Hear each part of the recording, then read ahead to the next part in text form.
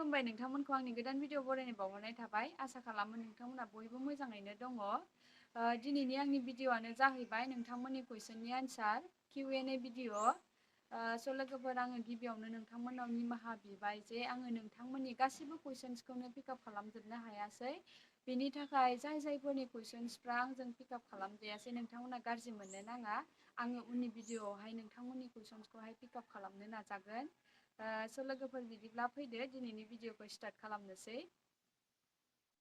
गिबियावनो दङ रमेन गयारि। आब' नों बहानिमोन? बाक्सा बहानि? रमेन गयारि आगै, आङो बाक्सा मुसलपुरनि। आंनि गामिया सानजा बांनाबारि। आसामिसावहाय पुब बांनाबारि लिरो अफिसफोरावहाय।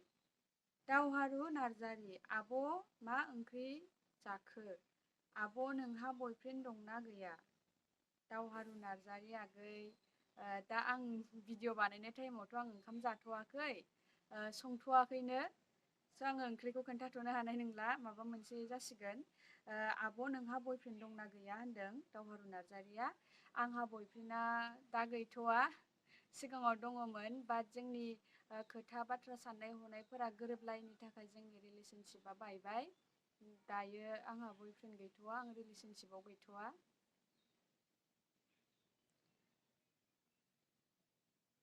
आब'ना मा मबाइल?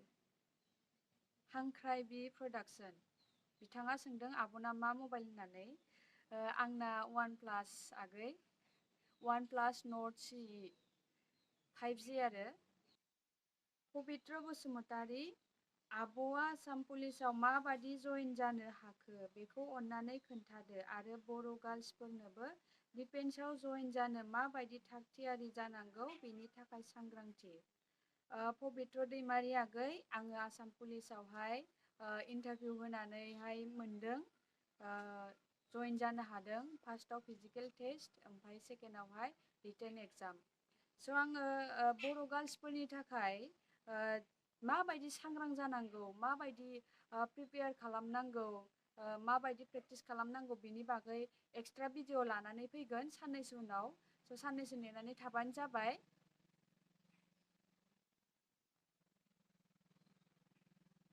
रबिन बसुमतारी। ओइ आब', नोङो माहानि आरो नोङो माबोरै पुलिस मोनखो? नों आब', प्लिज फोरमायथारदो जाहाथे नोंखौ लोगो मोनो। रबिन बसुमतारी आगै, आङो बाक्सा मुसलपुरनि। आंनि गामिया सानजा बांनाबारि, आं दहायसो खोन्थाखांखाबाय। ओमफ्रायो आङो पुलिसखौहाय इन्टारभिउ होनानै मोनदों, खारनानै बारनानै, ओमफ्रायो एग्जाम होनानै, रिटेन एग्जाम होनानै। लोगो मोनगोन होननानै आंबो आसा खालामबाय नोंथांखौ। रिंखां बर'। लाभलि, नोंनि फिसाजो रिंखां बर'। लाभलि, आंनि फिसाजोआबो नों बादि जानो हाथों फ्रम बरपेटा रड। रिंखां बर' नोंथां, निस्सय नोंनि फिसाजोआबो आं बायदिनो जानो हाथों। जुदि नोंथांनि फिसाजोआबो आं जा मावो, आं बायदि पुलिस जबखौ जुदि लाइक खालामोबा, जुदि पुलिस जबखौनो लागोन होननानै जुदि चइस खालामोबा, निस्सय नोंनि फिसाजोआबो आं बायदिनो जानो हागोन होननानै आं आसा खालामबाय।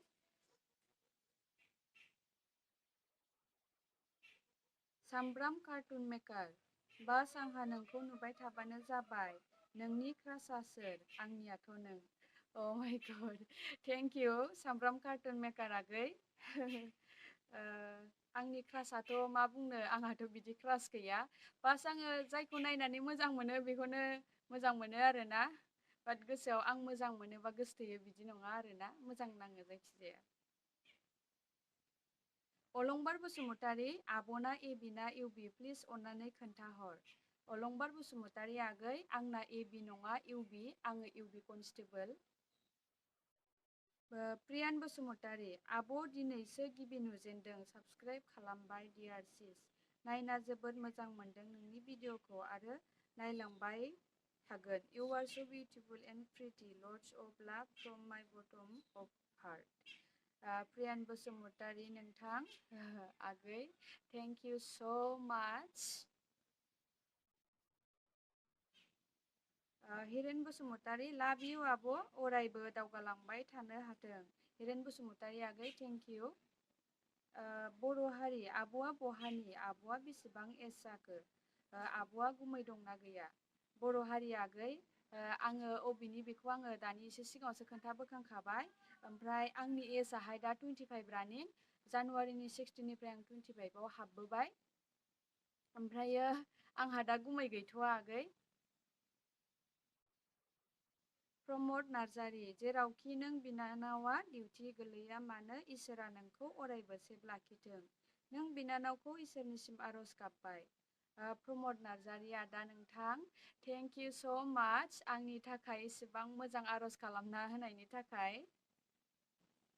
गपिनाथ बसुमतारि, नोंथांनि लाइफ स्ट'रिखौ मिथिनो लुबैदों, प्लिज भिडिअनि गेजेरजों फोरमायहर।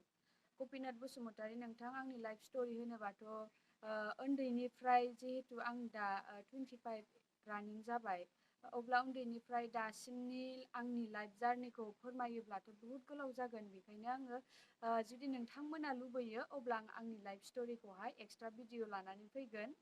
नोंथांमोना कमेन्ट खालामनानै बुंहरबानो जाबाय। पबित्री बसुमतारि, आब' नोंसा मामिनि नामा कानसन नामा? पबित्री बसुमतारि आगै, औ जोंहा आइनि नामा कानसन। नों माबोरै मिथियो आं बेखौ मिथिला, ना खाथिनिनो ना आलासि जायो ना सिनायनाय। टु बड' ब्रादार्स, बर' सावथुन एक्टर्सफोरनि गेजेराव नोंखौल' बांसिन हार्डवर्क खालामसिनो बादि मोनबाय आं आब'। ओरै डिउटि आरो नों अबे समाव शुटिं खालामो? गड ब्लेस इउ आब', lots of love from Bodoland. Thank you स' माच आगै, टु बड' ब्रादार्स आगै। आंथ' खस्थ' खालामनाया खालामो। आङो जब मावनानैब्लाबो डिउटिनि गेजेरजोंब्लाबो आङो शुटिं खालामगासिनो दङ, बर' सावथुन मुलुगाव खामानि मावगासिनो दङ। मानो होनब्ला आङो जोंनि हारिमुखौ बिराद मोजां मोनो, जोंनि बर'नि कालसारखौ आङो सापर्ट खालामो आरो जेब्लासिम हायो अब्लासिम आङो सापर्ट खालामलांबाय थागोन, बर' सावथुन मुलुगाव खामानि मावलांबाय थागोन।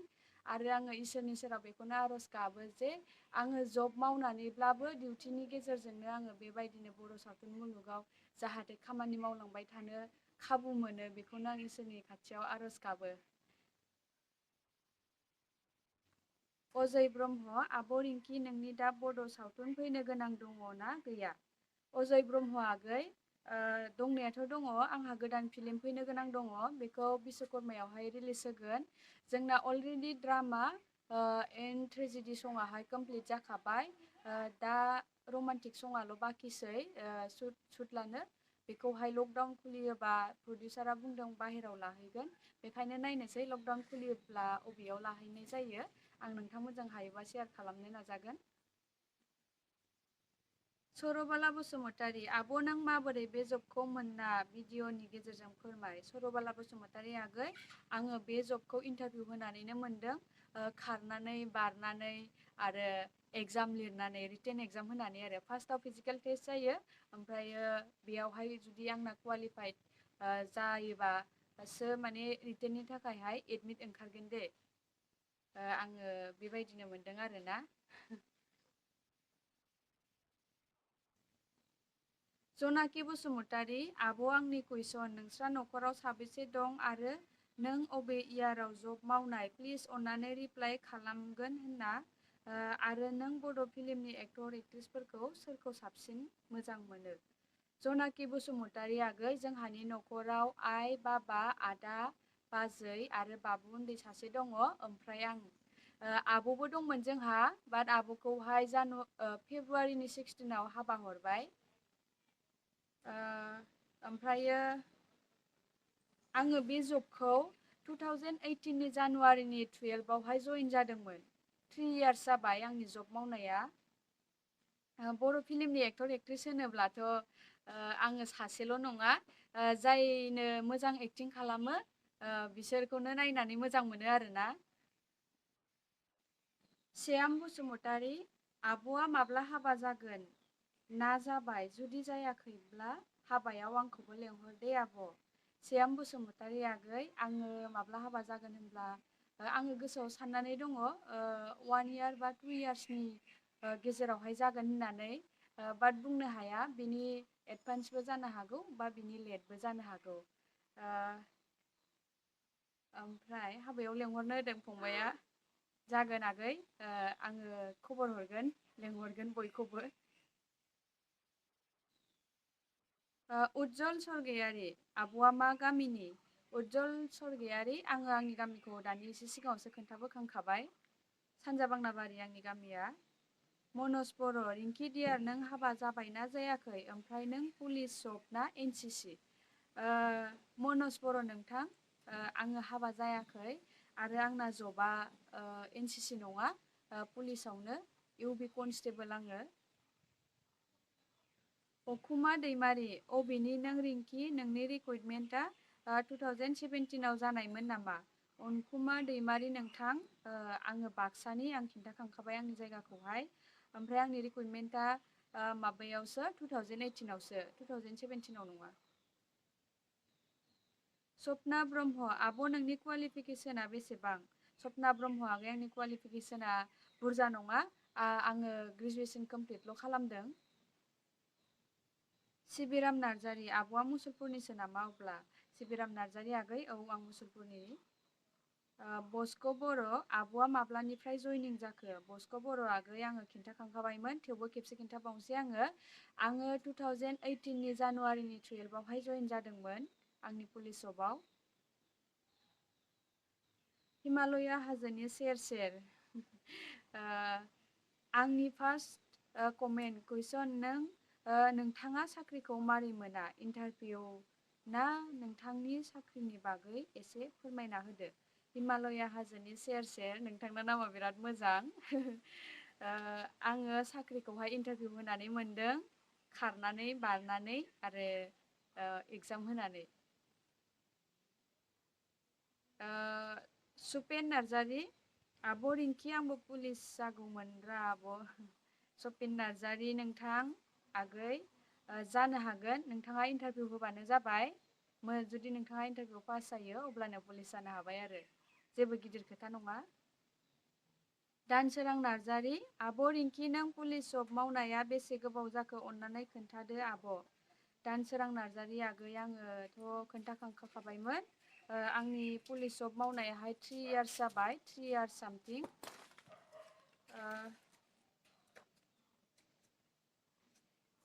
एलिना बर' अफिसियेल आब' नोंना बयफ्रेन्ड दंना गैया? ओमफ्राय माबायदि सेंग्राखौ लागोन आब'? प्लिज Q&A भिडिअ खालाम। एलिना बर' आगै, आंना दा बयफ्रेन्ड गैया, आङो खोन्थाखांखाबाय। माबायदि सेंग्राखौ होनोब्ला आङो मोजां सेंग्राखौनो लुबैयो, जे लयाल सेंग्रा, जे आंखौ जेबो खोथा बाथ्रा थगाया बा आंखौ अनो, केयार खालामो, आंखौ बुजियो, गासिबो खामानिफ्रावनो माने आंजों लोगोसे थाफाग्रा बा आंखौ बुजिग्रा बिदि सेंग्राखौ लुबैयो आरोना आङो। लोंलाग्रा जाद्लाग्रा बेरायथिंलाग्रा नंनायनि नङैनि बिदि सेंग्राखौ आङो लुबैया आरोना। नन्देस्वर बसुमतारी हेल' आब' रिंकि, खबरफोरा मोजांना नोंना? नन्देस्वर बसुमतारी हेल' आब' रिंकि, खबरफोरा मोजांना नोंना? पुलिसाव मावनाया बेसेबां गोबाव जाखो नोंनालाय? आरो बर' सावथुनाव खामानि मावगोन ना मावला नोंलाय? मोनथामबो सोंनायनि फिननायखौ हो। नन्देस्वर बसुमतारी नोंथां आगै, खबरा आंना मोजां दासान्दै, ओमफ्राय पुलिसाव मावनाया 3 इयार्स सामथिं जाबाय। ओमफ्राय बर' सावथुन मुलुगावबो आङो खामानि मावगासिनो दङ दाबो, जब मोनखांनायनि उनावबो डिउटि मावनानैब्लाबो, बिनि गेजेरजोंनो आङो जेब्ला फ्रि टाइम मोनो जेसेबां हायो आङो बर' सावथुन मुलुगावनो खामानि मावगासिनो दङ। ओमफ्राय Raju Bargayari love you sister from Kokrajhar, film गाला नामा सिस्टार? राजु बरगयारि ब्र' थेंक इउ स' माच, फिल्म गायो, दाबो गागासिनो दङ जिखिनि फ्रि टाइम मोनो। दिदोम खाख्लारि आब'आ माला जुलि जागोन? दिदोम खाख्लारि आगै, आङो बुंथ'नो हाया आं माब्ला जुलि जागोन, जेब्ला जायो अब्ला आं नोंथांमोनजों शेयार खालामगोन, सिन्था खालामनो नाङा। रन्जित नार्जारि सानडे खालि होयो ना होआ? रन्जित नार्जारि नोंथां, नोंथाङा भेक्सिननि खोथाखौ सोंदों, सानडेआव होआ, सानडेआव बन्द' थायो, ओमफ्रायो मनडे टु सेटारडेसिम होयो। सुजिता अफिसियेल आब'आ बहानि? आब'नि बयफ्रेन्ड दंना गैया? आब'नि न'खराव सोर सोर दं? आब'आ गरमाव खनबेसे दुगैयो? सुजिता अफिसियेला बिनानाव, आं खोन्थाखांबाय आंनि जायगाखौ, बाक्सा मुसलपुर, सानजा बांनाबारि गामिनि आङो। आंहा बयफ्रेन्डआ गैथ'वा। आंनि न'खरावहाय आइ, बाबा, आदा, बाजै आरो बाबु उन्दै सासे दङ, ओमफ्राय आं। गरमाव खनबेसे दुगैयो माने आङो खननै जायो, माब्लाबा खनथामबो जायो। जोनोम दैमारि, आब'आ न'आव थांलाय फैलाय खालामबाय थायो नामा आब'? जोनोम दैमारि आगै, औ, आं न'निफ्रायनो डिउटियावहाय आप डाउन खालामो न'आवनो थानानै। सिमेन्ट मोसाहारि, हाय आब', नों बेसे गोबावसै बे जब मावनाया? अन्नानै खोन्थानो हागोन ना? नोंखौ फार्स्ट दिनैसो नुबाय इउटुबाव। नोंनि माखासे डिटेल्स खोन्थानो हायोबा खोन्था आब' प्लिज। आरो गुमै दंना गैया आब'? गाज्रि दामोन आब' सोंनायखौ। सिमेन्ट मोसाहारि आगै, आंनि जब मावनाया बेसे गोबाव जाखो आं खोन्थाखांखाबाय, 3 years सामथिं जाबाय। ओमफ्रायो आंनि डिटेल्सखौबोथ' आं खोन्थाखांखाबाय। आंना नामाथ' जाहैबाय रिंकि ब्रह्म, ओमफ्राय आङो बाक्सा मुसलपुर सानजा बांनाबारि गामिनि। आंनि न'खराव सोर सोर दं बेखौबो आं खोन्थाखांखाबाय। आंहा गुमै गैथ'वा। नर्थ इस्ट गेमिं, आब' एबि ना इउबि? नर्थ इस्ट गेमिं आगै, आङो इउबि कनस्टेबल, एबि नङा। बुबुल बर', फार्स्ट भिवार्स आब' आरो साबस्क्राइबबो खालामबाय। आब'निसिम मोनसे खावलायनाय, आब'आ हाबा जायाखैब्ला बर' हौवाजोंनो हाबा जादे आरो भाइरासनिफ्राय नोंबो एसे सांग्रां था आब'। बुबुल बर' आगै, अके, आंहा उन्दैनिफ्रायनो गोसोआव साननाय दंखायो बा थांखि दंखायो, जेरैखि जायाब्लाबो आङो बर' हौवाजोंनो हाबा जागोन होननानै। आङो लाइफआवहाय गुबुन हारिनि हौवा लाया होननानै आङो बुङोबो लोगोफोरनि सिगाङाव आरो आइ बाबानि सिगाङावबो बुंखायो, आङो बर' हौवाजोंनो हाबा जागोन, सिन्था खालामनो नाङा।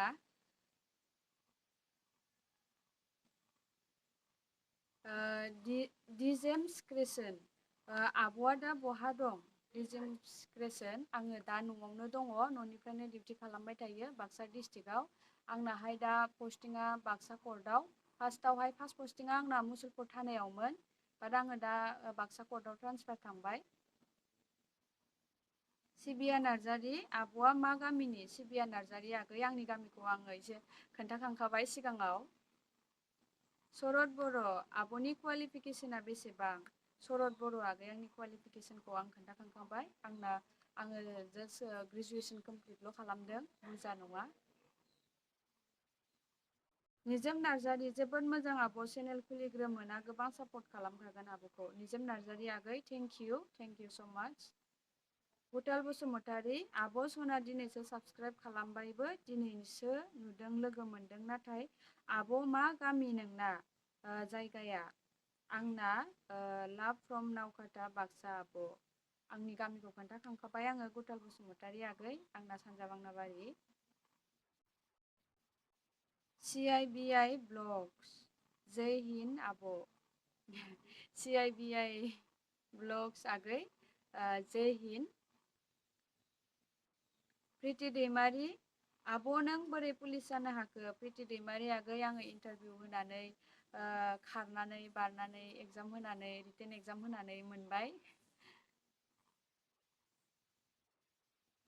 प्रनाति बसुमतारि, जोंनि बर' हिन्जावसाफोरखौ बिदि नुयोबा जोबोर मोजां मोनो आगै, जेरावबो एक्टिभ। प्रनति बसुमतारि, थेंक इउ नोंथांनिसिम।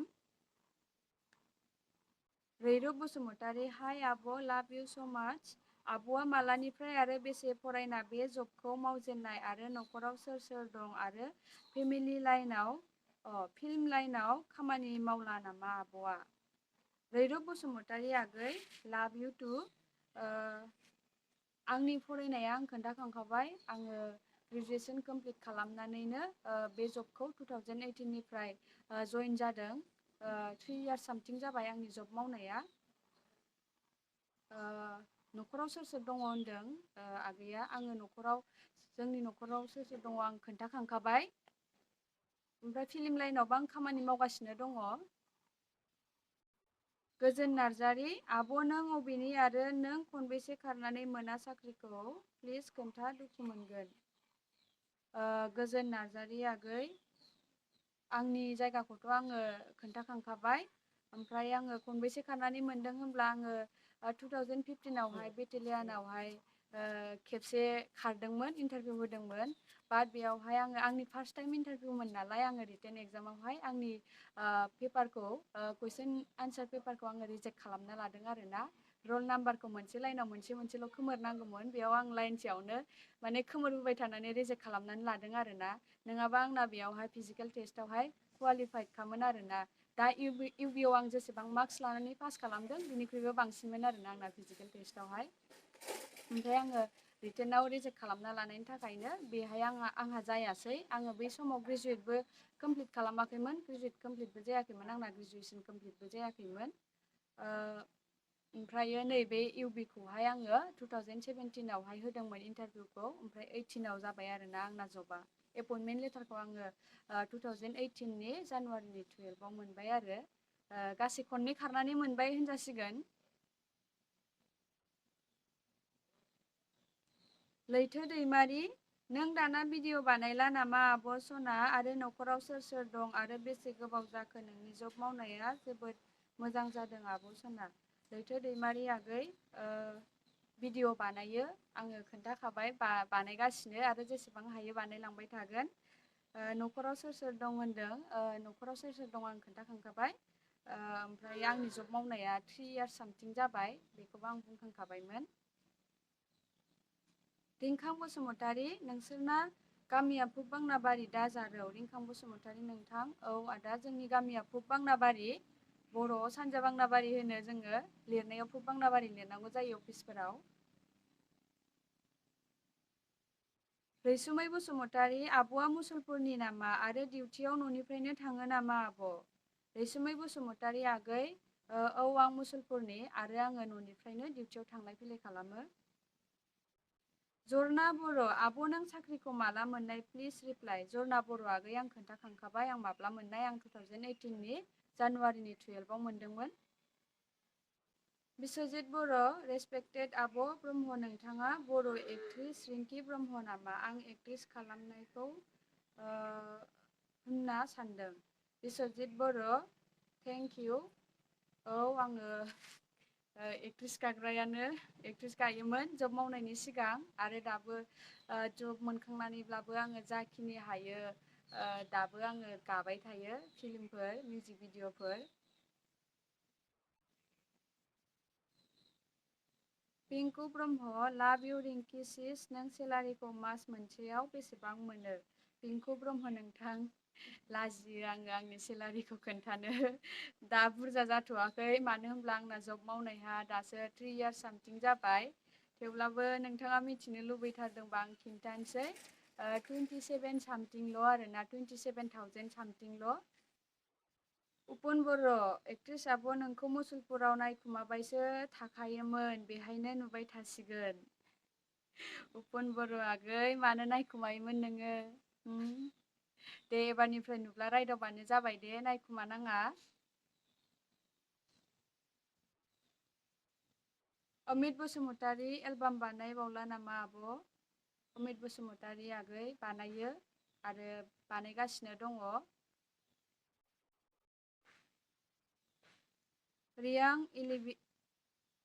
रियां इबिलियान, सिस व्हाट ट्राइब आर इउ? रियां इबिलियन, आइ एम बड' ट्राइब। पिबि, सिस्टार नों हेल्पफुल मानसि, कर्टआव रुम सिनायैयाव नों दिन्थिना हैनायनि थेंक्स। बे जाथाया 2 मान्थस आगोलावमोन। पिबि नोंथां, इउ वेलकाम।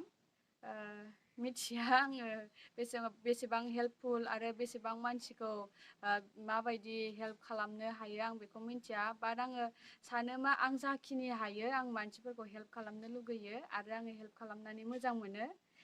स' नोंथांमोना माब्लाबाफोर सोरबाफोर बाक्सा कर्टआव फैयोबा बा मेजिस्ट्रेटफोरनि चेम्बारखौ सिनायाब्ला आंनाव सोंनो हागोन, आं दिन्थिनानै हैगोन नोंथांमोननो बेबायदिनो। बनिता ब्रह्म, आब'आ बेसे इयार्स जाखो जब मावनाया? बनिता ब्रह्म आगै, आङो खिन्थाखांखाबाय, आंनो 3 इयार्स सामथिं जाबाय जब मावनाया। अबिनि नों मेडाम, इउ आर स' सिम्पोल एन्ड नाइस। आंनि जायगाखौ आं खोन्थाखांखाबाय, थेंक इउ।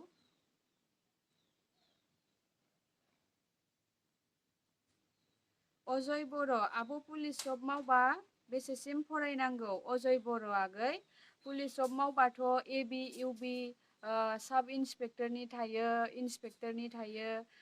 दा कनस्टेबोलनि थाखाय एबिनि थाखाय मेट्रिक पासबानो जायो आरोना, HSLC पासबानो जायो। ओमफ्रायो आंनि जिहेतु दा जब इउबि बेयावहाय HS पास नांगौ, पिअ पासबानो जायो। ओमफ्राय साब इन्सपेक्टराव जुदि नोंथाङा एप्लाइ खालामोबा माबा जानांगोन आरो BA पास जानांगोन आरोना। आर्केटेंगोल दैमारि बर' सिख्लाफोरखौ नोंथाङा डिफेन्सनि साख्रि मावनो एबा डिफेन्सआव इन्टारभिउ होनो थाखाय खावलायना मोनसे भिडिअ बानायना हायोब्ला मोजां जागोन। आर्केटेंगोल दैमारि नोंथां, बर' सिख्लाफोरखौ होननाय मानिथ' गासिबो सिख्लाफोरानो आं बायदिबा आं मावनाय जबखौ पुलिस जबखौ लाइक खालामजोबाबो जानो हागौ। सोरबा सोरबा डक्टर जागोन, इन्जिनियार जागोन, माने बायदिसिना बिस्रा ड्रिम्स दङ आरोना। बेखायनो आङो गासिबखौबो खावलायनो हाया। ओमफ्राय जायहा पुलिसाव इन्ट्रेस्ट दङ, पुलिस जब मावगोन होननानै गोसो दङ, बिथांमोनखौ आं खावलायनो हायो। आरो नोंथांमोननो जुदि टिप्स नांगौ अब्ला आंनाव जाखिनि आइडिया दङ आं नोंथांमोननो टिप्स होनो हायो। नोंथांमोना जुदि लुगैयो आसाम पुलिसनि इन्टारभिउ होनो थाखाय माबायदि प्रेक्टिस खालामनांगौ, बेसेबां खस्थ' खालामनांगौ, माबायदि प्रिपेयार जानांगौ, माया फार्स्ट जागोन, माया सेकेन्ड जागोन, बिनि बागै आं एक्सट्रा भिडिअ लाबोगोन। नोंथांमोना नेनानै थाबानो जाबाय, साननैसो उनावनो लाबोगोन आं बे भिडिअखौ। सोर साबैसेया आसाम पुलिसनि इन्टारभिउ होनो थाखाय माबायदि प्रेक्टिस खालामनांगौ, माबायदि प्रिपेयार जानांगौ, बिनि बागै मिथिनो लुगैयो नोंथांमोना कमेन्ट खालामबानो जाबाय। नन्दिनी BNB आब' रिंकि नों बेसे गोबावसै पुलिस साख्रि मावनाया? प्लिज रिप्लाइ मि आब'। नन्दिनी BNB आगै आं खिन्थाखांखाबाय बेसे गोबाव जाखो आंनि जब मावनाया। जोमै ब्रह्म आब' नोंना डिउटिया नोंसिनि लकेल एरियायावनो गोग्लैदों नामा? जोमै ब्रह्म आगै औ, आंना हम डिस्ट्रिक्टआवनो, आरो दा पस्टिंआबो आंना न'निफ्राय बांद्राय गोजान जाया, 3 किल'मिटार्सल' जायो। प्रिथिराज बरगयारि आब' नोंनि जब मावनाया बेसे गोबाव जाखो आब'? भिडिअनि गेजेरजों। प्रिथिराज बरगयारि आं खिन्थाखांखाबाय आंनि जब मावनाया बेसे गोबाव जाखो।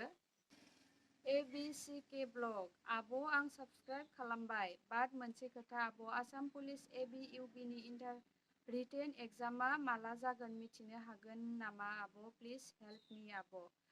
ABCK ब्लग आगै थेंक इउ फार्स्टआवनो, बाट एबि इउबिनि रिटेन एग्जामा माब्ला जागोन बिनि जेबो डेट डिक्लेयार होआखै। मानो होनब्ला एबि इउबि कनस्टेबोलनि इन्टारभिउआहाय फिजिकेल टेस्टआनो माब्ला जागोन बिनि डेटखौनो दासिमबो डिक्लेयार होथ'वाखै। बेखौहाय आगस्ट सेप्तेम्बरसोनि गेजेरावहाय जानो हागौ बियो। नोंथांमोना प्रेक्टिसाव थाबाय थाब्लानो जाबाय। कनस्टेबोलनाथ' फार्स्टआव फिजिकेल टेस्टआसो जाग्रोयो नालाय, ओमफ्राय रिटेन एग्जामाथ' नोंथाङा जुदि फिजिकेल टेस्टआवहाय नोंथांनि मार्कसआ जुदि क्वालिफाइड अब्लासो नोंथांना रिटेननि थाखाय एडमिट ओंखारगोन बा नोंथांनि नामा फैगोन आरोना। रिटेनाहाय गोबाव दङ, रिटेन एग्जामाहाय नोंथाङा फिजिकेल टेस्टखौहाय मोजाङै पास खालामदो, मोजाङै होग्रो। सोरां बर' इउबिआव ना आब'ना? सोरां बर' आगै औ आं इउबिआव। बिरफुं बर' आब' पुलिसखौ बोरै मोननाय? ओमफ्राय पुलिस साख्रि लायोबा मा मा खालामनो नांगौ आब'? प्लिज दाथ' गामि गामि SSC नि ट्रेनिं जाबाय दं, मा मा खालामनांगौ, बेसेबां खस्थ' खालामनांगौ, मोनसे भिडिअ खालामना होना प्लिज आब' इयुननि थाखाय जोंनि थाखाय। बिरफुं बर' आगै पुलिसखौ आङो इन्टारभिउ होनानैनो मोनदों, खारनानै बारनानै एग्जाम होनानै। ओमफ्राय मा होनदों? औ, बेसेबां खस्थ' खालामनांगौ, मा मा खालामनांगौ ट्रेनिंआवहाय, बिनि बागै सोंदों बिथाङा। आङो बिनि थाखाय एक्सट्रा भिडिअ लानानै फैगोन बिरफुं बर' आगै। दा बेयावहाय बेफोरखौ जुदि बुंबाय थायोब्ला भिडिअआ बिराद गोलाव जागोन, बेखायनो आङो साननैसोनि उनाव बिनि एक्सट्रा भिडिअ लानानै फैगोन, नेनानै थाब्लानो जाबाय।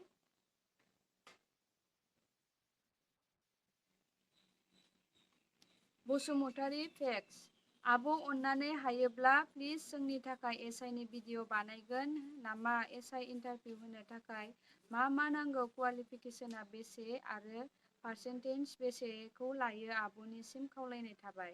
बसुमतारी फेक्स आगै, जुदि नोंथांमोना लुगैयो बा नोंथाङा लुगैयो अब्ला आं एसआइनि इन्टारभिउ होनो मा मा खालामनांगौ बिनि बागै आङो एक्सट्रा भिडिअ लानानै फैगोन।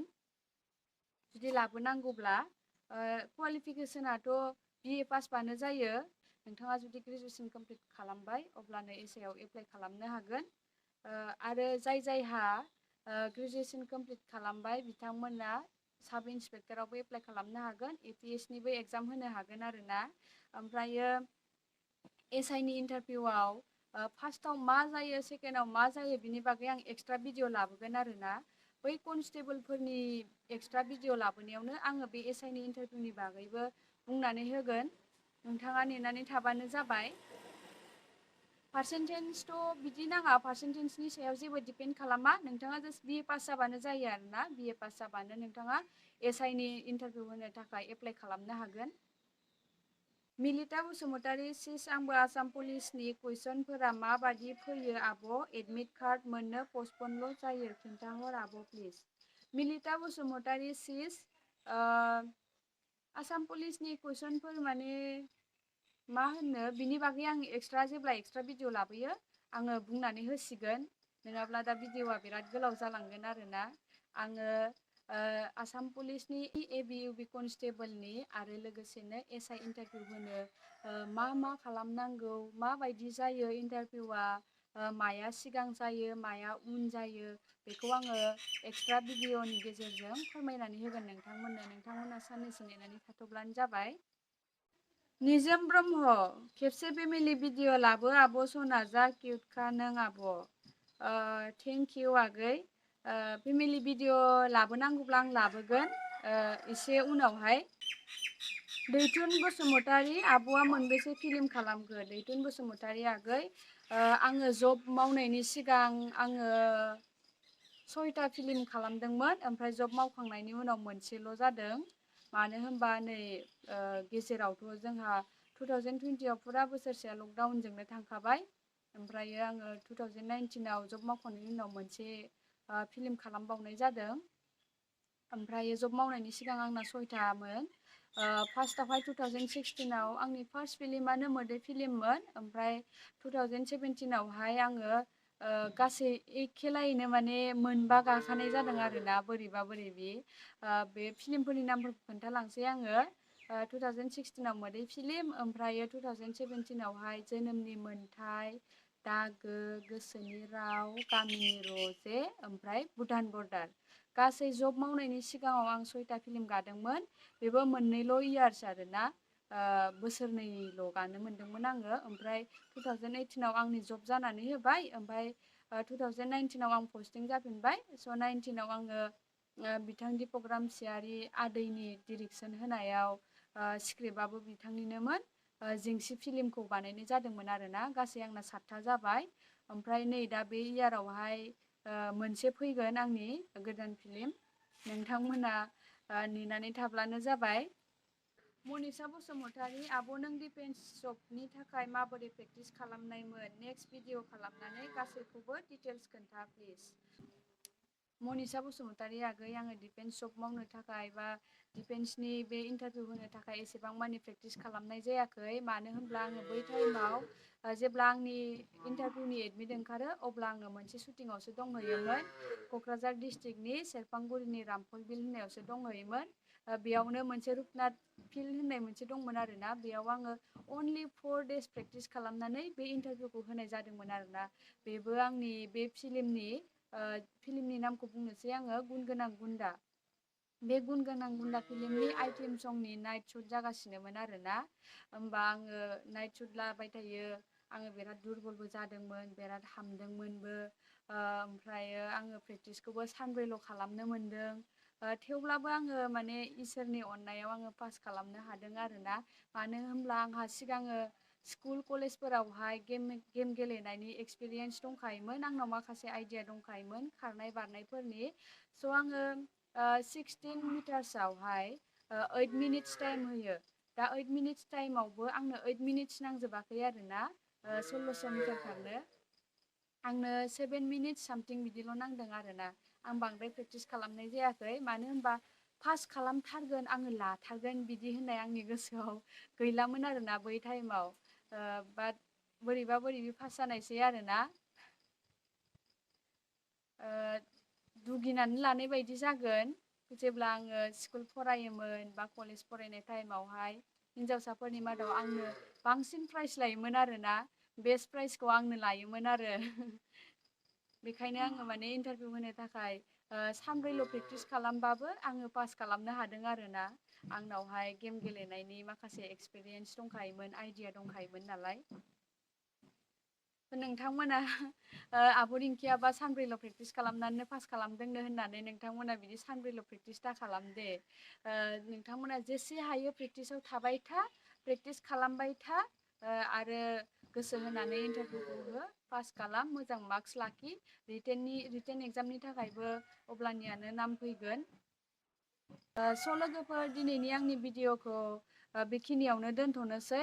मानो होनबा बांसिनानो कुइसन्सफ्रा कमन गोजाखा, सेम कुइसनखौनो बांसिन खालामदों मानसिफोरा। बेखायनो आङो बे सेम कुइसनफोरखौहाय मोननैसोल' लाबाय। स' लोगोफोर, दिनैनि आंनि भिडिअ'खौ बेखिनियावनो दोनथ'नाय जाबाय। उननि भिडिअ'आवहाय आङो नोंथांमोना जुदि लुगैयो AB, UB एन्ड SI नि इन्टारभिउ होनो थाखाय माबायदि प्रेक्टिस खालामनांगौ, माबायदि जायो, माबायदि प्रिपेयार जानांगौ, बिनि बागै आङो एक्सट्रा भिडिअ लानानै फैगोन। स' साननैसो नेनानै थाबानो जाबाय। गोजोन्थों, खुलुमबाय।